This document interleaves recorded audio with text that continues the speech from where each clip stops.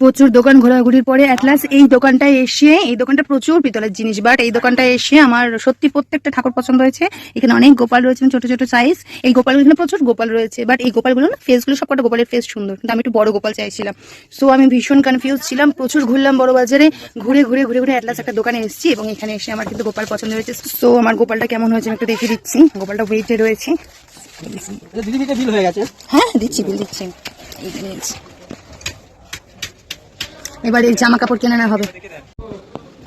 So at last আমার গোপাল কেনা complete. আমার গোপালকে নিয়ে চলে এসেছি এবার পাশের দোকানে। এই যে বসে গেছে আমার গোপাল, সাজতে বসে গেছে, আর পিছনে ওই দিদি সাজানোর সমস্ত কিছু নিয়ে আসছেন এক এক করে।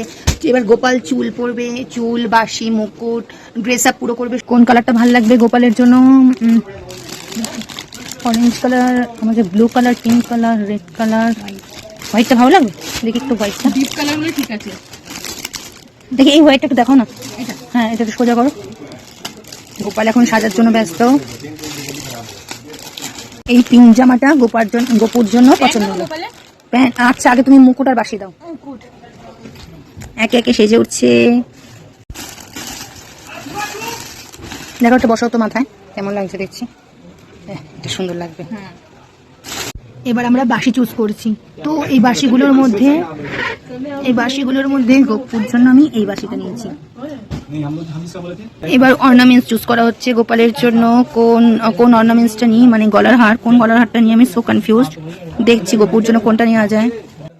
আমি আমার গোপু সোনাকে নিয়েছি বড়বাজারের কাশারিপট্টির মহালক্ষ্মী এন্টারপ্রাইজ থেকে, আর গোপু সোনাকে সাজিয়েছি ঠিক তার পাশেই লক্ষ্মী এন্টারপ্রাইজ থেকে। সত্যি এই দুটো দোকানের প্রত্যেকটা মানুষের ব্যবহার কিন্তু অপরিসীম। Thank you so much everyone আমাকে এত কোঅপারেট করার জন্য। Thank you.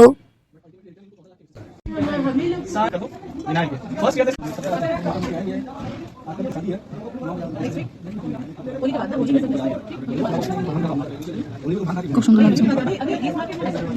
হ্যাঁ মুকুটটা পরিয়ে দাও এবার।